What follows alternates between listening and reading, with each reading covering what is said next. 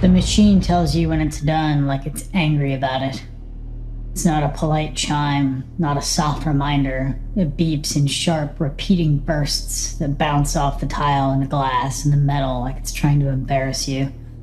The first time I came here at night, it startled me so badly I almost dropped a basket. It doesn't stop on its own, that's the thing. It'll keep going until someone presses the button or opens the door. I know because I've timed it before. 2 minutes, 5, once almost 10, just to see if the buzzer would ever give up. It never does. The laundromat sits at the end of a strip mall that looks busy during the day and hollow at night. Nail salon, insurance office, a closed sandwich place with chairs stacked upside down on tables inside. At 10:30, everything else is dark. Only the laundromat stays lit and bright as a fish tank. That's why I like it. The front wall is almost entirely glass. You can see the parking lot. You can see the road. If someone walks up, you can see them coming. If someone tries to open the door, there's a bell that chimes, high and clear. If someone wanted in, I'd see them first.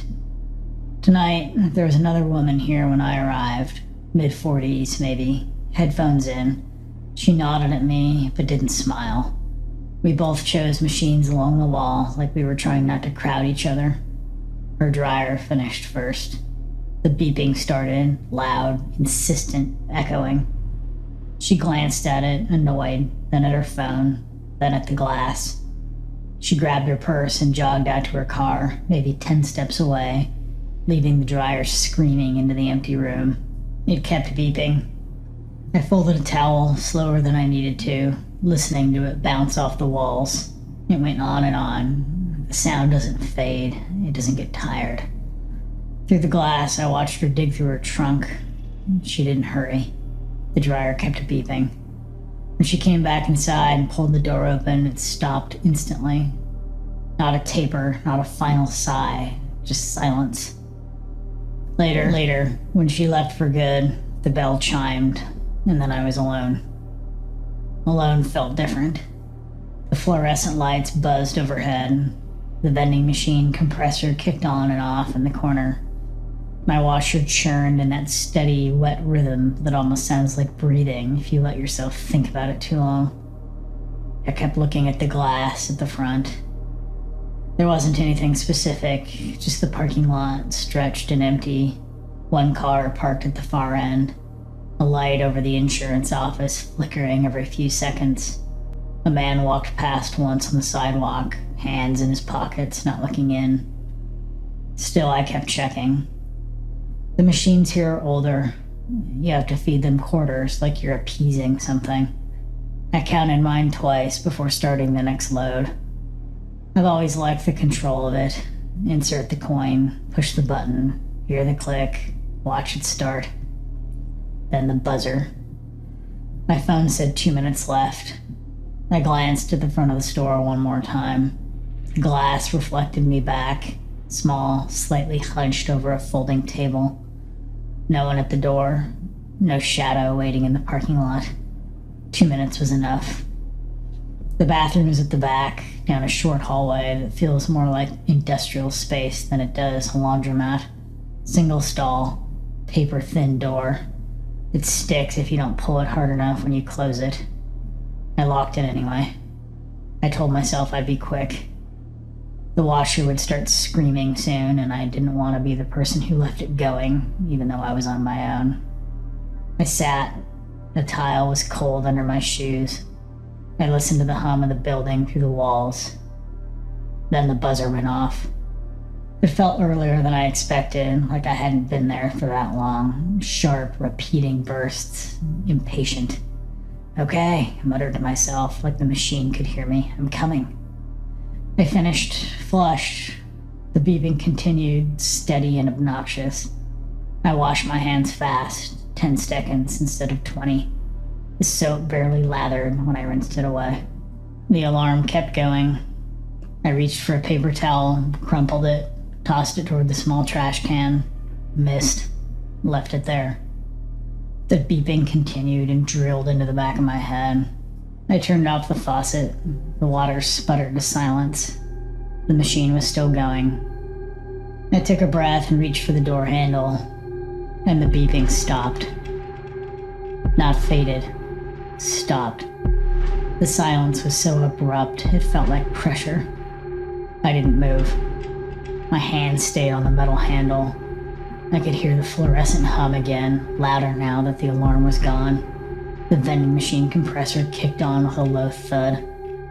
There was no bell from the front door. There hadn't been. No rush of colder air. No footsteps I could hear through the thin door. The machine doesn't stop on its own. I know that. Someone has to press the button or open the door. I stood there long enough that my hands started to sweat against the handle. I listened for breathing, for fabric shifting, for anything. Nothing. The glass front is loud when it opens. The bell is high and clear. You can't miss it. I hadn't heard it. I pulled the door open. The hallway looked the same as it had 2 minutes ago. Fluorescent light flattening everything. My washer at the far end, 12 steps away. The door to the machine was open. My clothes were still inside, wet, slumped against the drum. No one had moved them to a cart. No one had transferred them to a dryer. The display was dark. Somebody had pressed the button. I looked at the front glass. The parking lot was empty. The car at the far end was still there. No one near it. No one at the door. The bell hadn't chimed. I would have heard it through the bathroom door. You hear everything in here. I'd heard that other woman's dryer echoing down the hall earlier. I took a step toward my washer and stopped. To reach it from the entrance, someone would have had to walk a straight line past the bathroom door. The hallway is narrow. There isn't room to hug the wall and disappear. There isn't room to avoid the sound of your own shoes. They would have been within 5 or 6 feet of me, close enough that if I'd opened the door a second earlier, I would have seen them standing there. I hadn't looked back when I had come in. I glanced at the glass, checked the parking lot, made sure no one was coming through the front. I'd never looked toward the folding tables, or behind the row of machines, or into the shadowed space near the change machine where the lights don't hit as hard. I was still staring at the empty parking lot when I realized that if someone had come in and left again, the bell would have rung, and it hadn't. The washer door hung open in front of me. Water dripped from the sleeve of a shirt and hit the metal rim with a soft, irregular tick. The glass wall in front of me was empty. I hadn't looked anywhere else.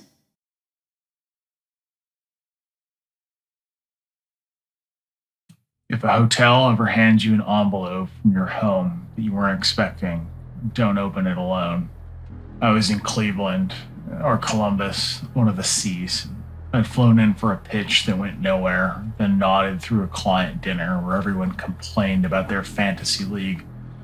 A normal Tuesday on the road. My wife had texted me twice, "Are you there yet?" And later, "Boys miss you. Don't forget to actually call this time." She always says boys, even though our daughter is 9 and quick to correct her. Old habit, old marriage. A lot of things between us feel worn at the edges. I checked into the hotel, same script as always. Pleasant small talk, keycard packet, a lobby smell that tried to be lemon but landed somewhere between cleaner and old carpet. The vending machine on my floor swallowed my $3 and blinked out of order like it was proud of itself. In room 618, I FaceTimed the kids. My son barely looked up from his game. My daughter held up a construction paper timeline she'd made at school. "Daddy, look, this is our house. This is Grandma's, and this is your hotel." She'd drawn the hotel as a tall rectangle with tiny squares all over it like a checkerboard. It made me laugh. My wife's voice drifted in. "Wrap it up, guys. He has to work." After the call ended, I stared at the wall, tired in a way that sleep doesn't fix. The layoffs last quarter were still weighing on me. I'd been in the room for too many terminations. One guy in particular, Alex, had stared so long at my face until I had to look away. "You'll regret this," he said. You guys always do. HR had flagged him, and I'd been getting occasional weird empty emails from untraceable addresses. How's the road, boss? I told myself it was a coincidence. I was halfway into a t-shirt when someone knocked. Mr. Harmon? Front desk. I kept the chain latched. A young woman in a blazer stood there holding a white envelope on a tray. You left this with us earlier, she said. You asked that we deliver it at 10. I didn't leave anything. She smiled politely. Well, it's for you. The envelope had my last name written in thick marker, Harmon, under it. Smaller. For Daddy, written on the outside. My chest tightened. I took the envelope and closed the door. Inside was a drawing on hotel stationery. A rectangular bed, a stick figure man lying stiffly on it, a window with a moon, and an air conditioner that looked exactly like the one under mine. Underneath, in determined, childish letters, Daddy, are you still here? ? The handwriting was so close to my daughter's that my scalp prickled. Not exact, but unmistakably imitating her blocky lettering. I called my wife. Did you send something to the hotel? I asked. No, why would I? She said. She sounded tired. What are you talking about? I showed my daughter the drawing over FaceTime, and she scrunched her nose. That's not mine, she said. My beds have round pillows. Did you draw anything today? Anything on white paper? She shook her head. Nope. Then brightly, Daddy, are you coming home Friday? Promise? I promise, I said. My wife cut in. You're scaring her. What's going on? I didn't have an answer. After I hung up, the room felt smaller. The air conditioner buzzed faintly, a dull electric hum that could get under my skin. I called the front desk. You said I left that envelope? I asked. Yes, sir, a bored mail clerk said. You dropped it off around 6, asked us to hold it until 10. I was at dinner at 6, I said. A pause. We remember because you were specific. A guy in a ball cap delivered it. Looked like you, honestly. My stomach lurched. Can you check the security footage? Sure, he said. It took 10 minutes. When he called back, his voice was different.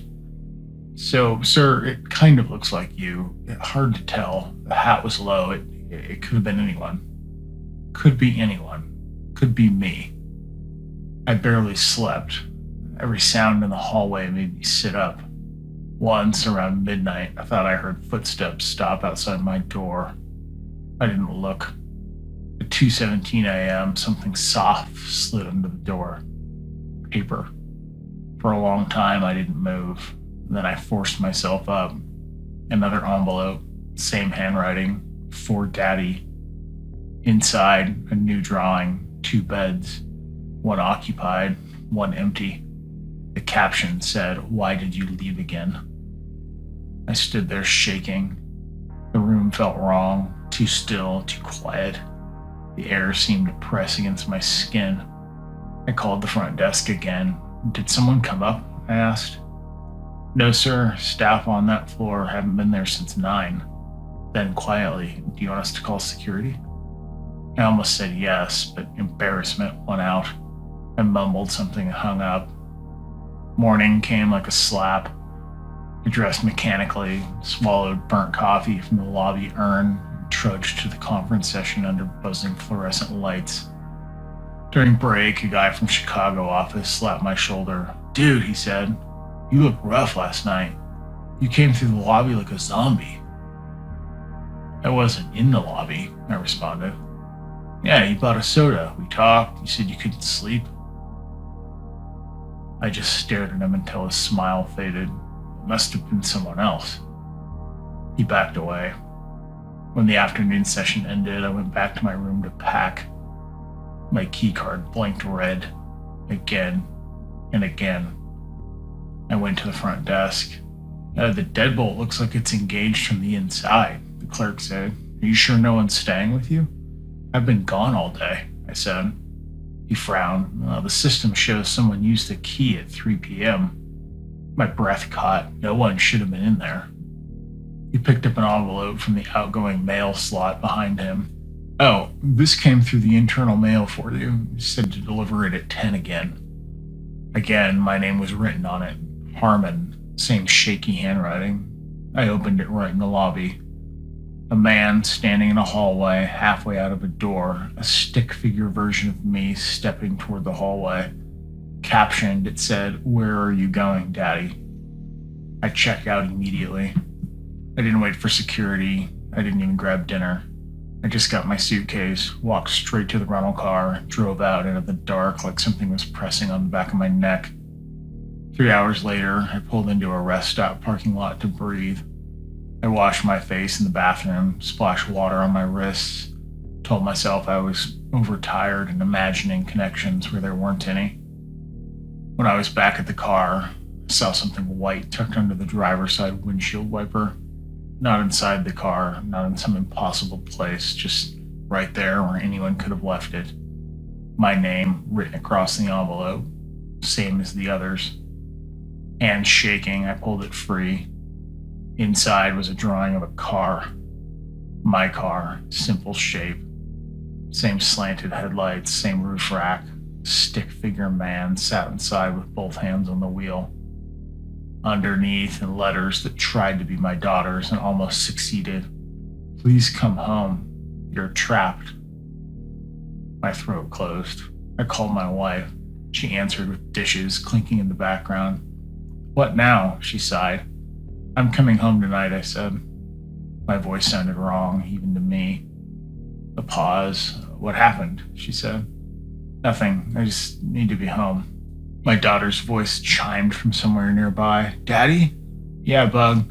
I had a dream you were trapped in a hotel and you couldn't find the door," she said. "But you didn't call. You always forget to call." I swallowed hard. "Well, I'm calling now." I didn't tell her about the drawings. I didn't know who made them. Maybe someone at the hotel. Maybe someone I fired. Someone with access to my name, room number, schedule. Someone who knew what I looked like asleep. Someone who knew the thing I hate most about myself. That I leave, that I always leave. And that it only took a stranger's imitation of my daughter to force me to turn back home.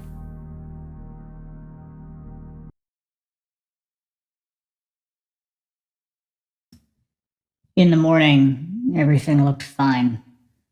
That was the worst part, because fine only works if you remember how it looked before.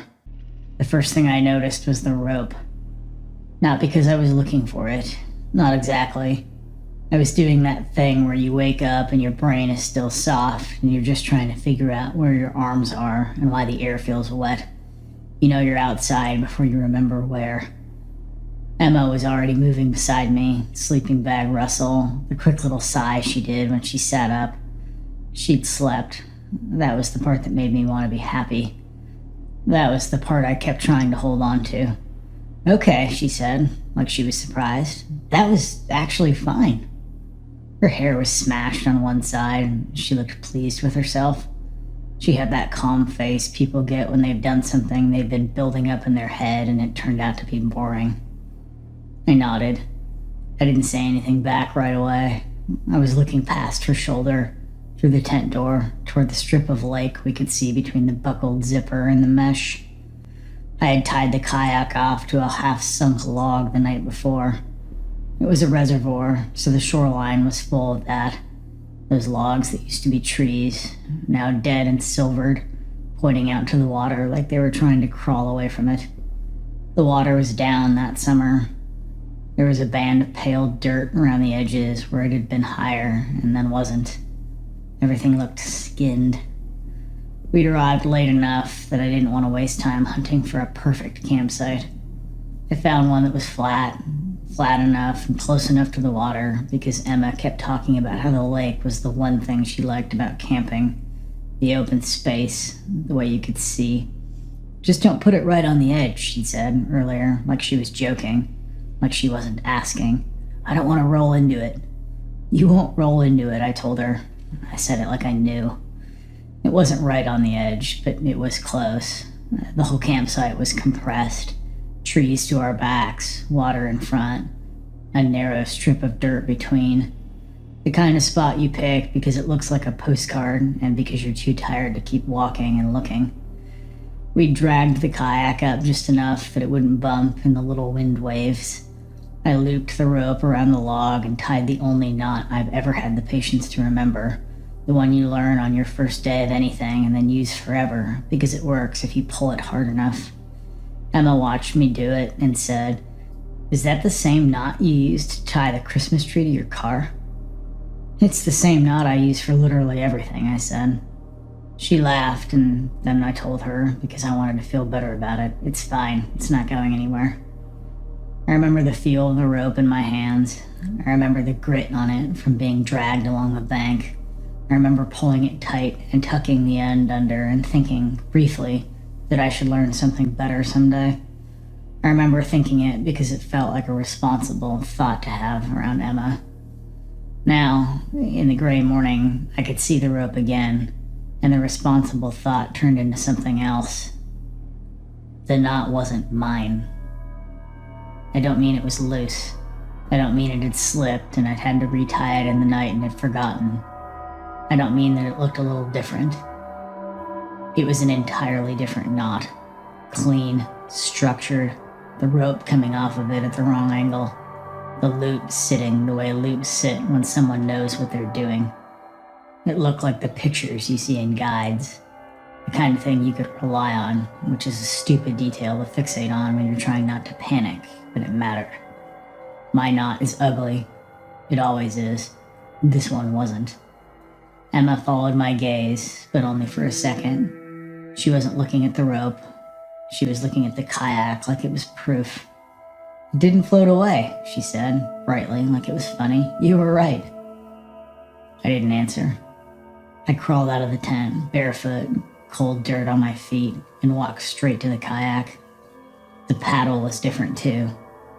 I had thrown it in the night before without thinking much about it, just tossed it across the cockpit because we were trying to get dinner started before the light went. I remember it clacking against the plastic and making that hollow sound. I remember because Emma flinched. I remember watching it sit there, hoping it wouldn't fall into the water, and when I saw that it wouldn't, I just left it.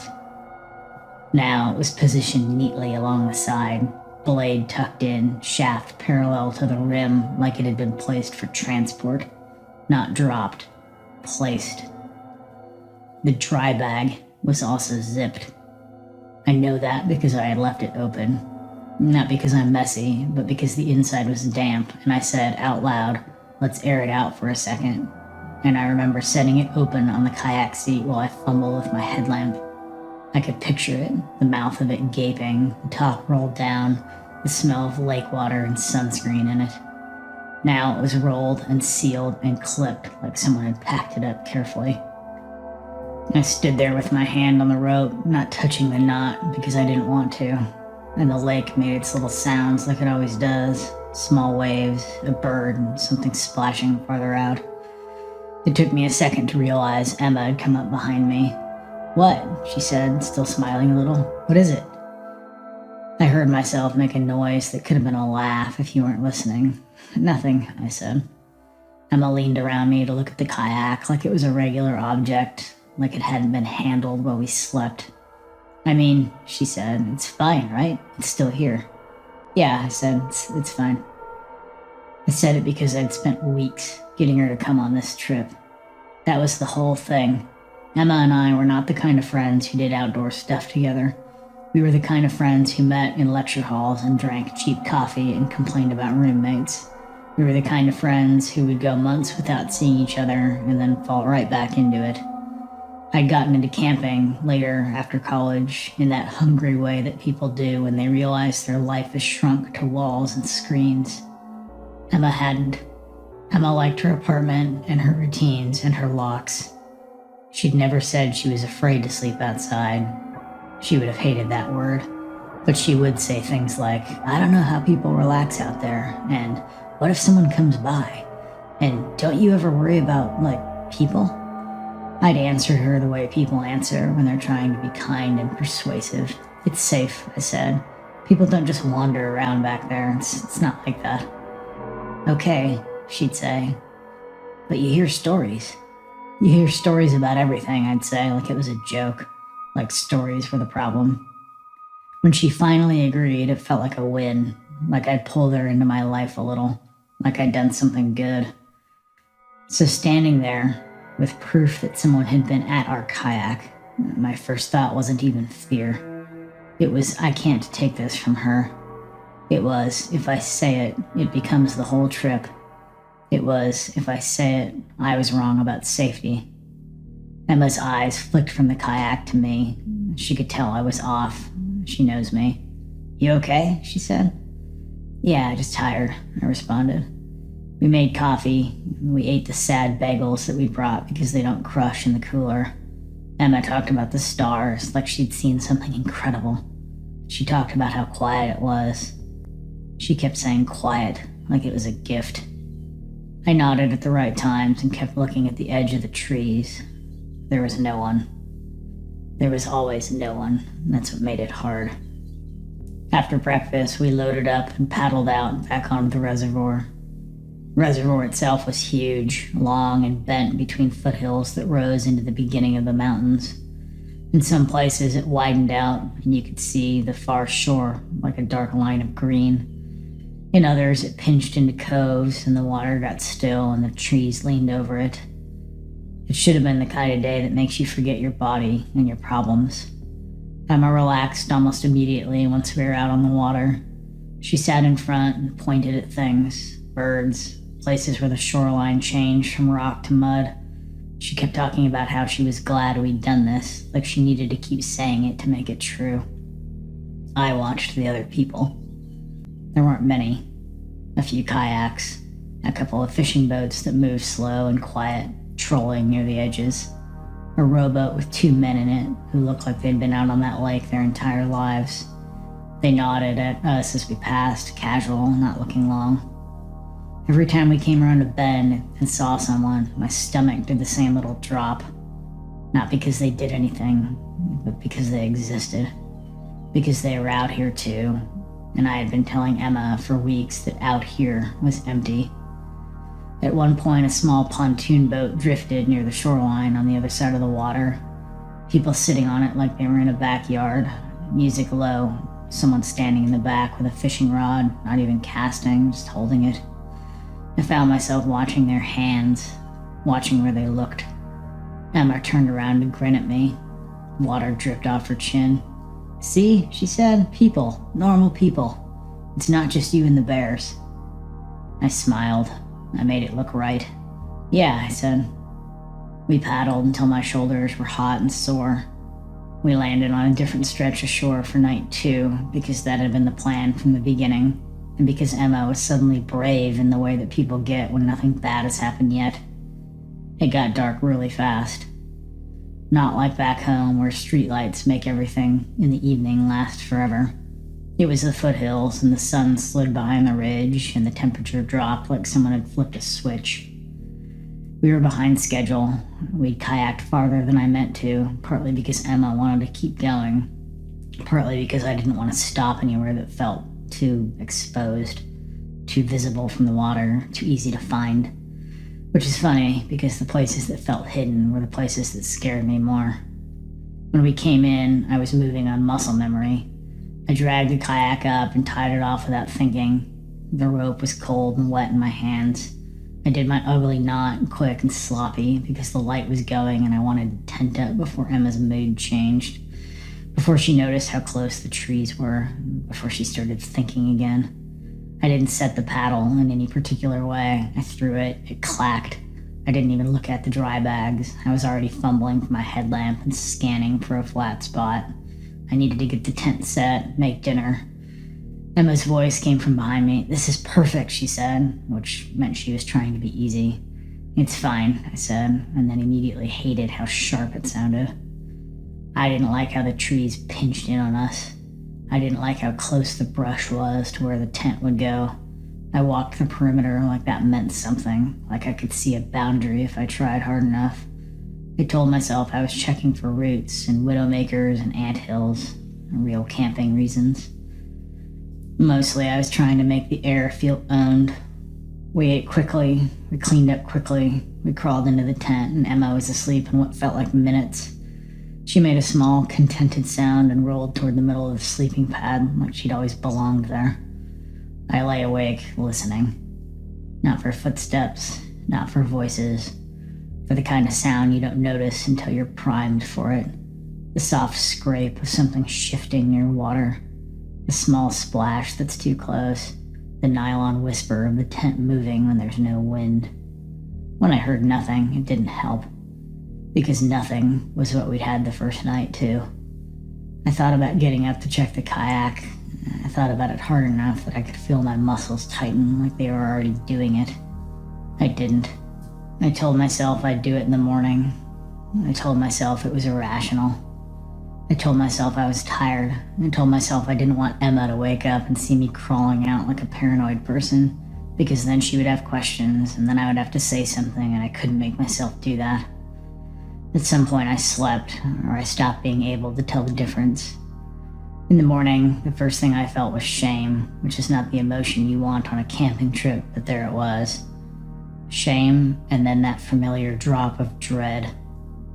I unzipped the tent and stepped out and walked toward the kayak too fast, like walking fast would change what I was about to see. Everything looked normal. The rope was tied in my ugly knot, the paddle was where I'd thrown it. The bags looked the way the bags do. Emma came up behind me, stretching, smiling like she'd earned something. "I slept," she said. "I really slept." "Good," I said. I stared at the kayak and realized, with this sudden, clean clarity that made my throat go tight, that I didn't actually know if it was normal, because I hadn't looked. I hadn't looked last night, not properly, not with the careful attention I had on night one. I'd tied it off in the dark and moved on to get ready. We were in a rush. I didn't know the paddle angle. I didn't know if the bag had been open or closed. I didn't know if the rope had been looped once or twice before I pulled it. I didn't know, and I couldn't remember, and there was no proof either way. I'd been so busy worrying about someone being there that I'd stopped checking the only thing that could tell me. Emma talked about breakfast plans. She wanted to take pictures. She wanted to paddle out to the little island we saw in the distance. She wanted to do it all again someday, maybe with more friends. I said yeah and sure, and that sounds good, and let her have it, because I didn't know how to take it away without taking her apart. On the way out, we passed 2 other boats, a pair of kayaks near the shore, moving slow, a man and a woman not looking at us.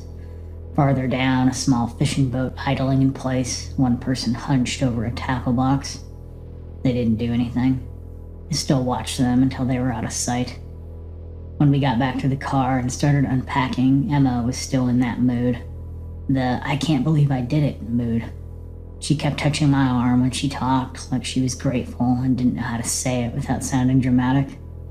"Thank you," she said at one point, quietly, when she thought I wouldn't make a thing of it. "Thank you for making me come." I smiled, nodded. I didn't say what I should have said, which was something honest, something like "I'm sorry."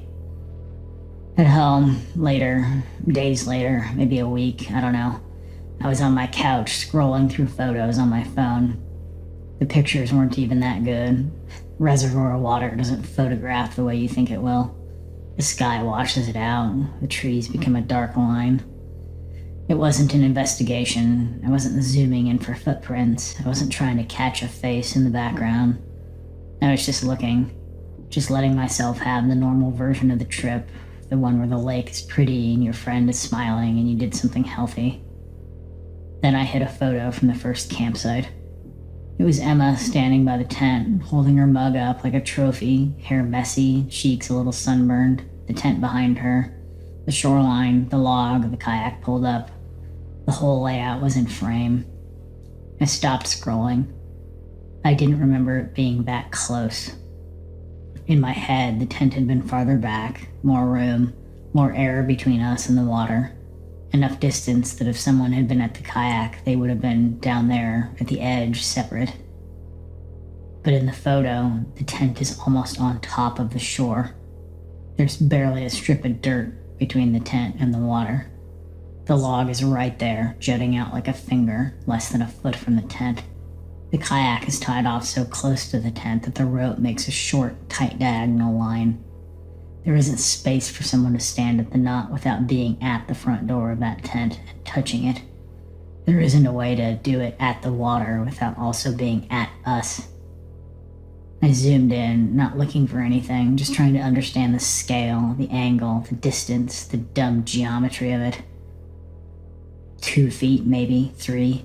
Close enough that if someone had stood there long enough to change the knot, to move the paddle, to roll up the bag, they would have been close enough to hear the small sounds we made when we turned in our sleep. Close enough that if the tent fabric moved, it would have brushed their legs. Emma, smiling in the photo. The lake behind her looks clean and quiet, like it belongs to nobody. I stared at it until the camera screen dimmed. Then I tapped it again to keep it bright, because I didn't want to let it go yet. I didn't know what I was doing. I still don't. I just kept looking at that thin strip of dirt between the water and where we'd put our bodies and trying to make it bigger, like the picture was wrong, like I could stretch it if I needed to. But it stayed the same.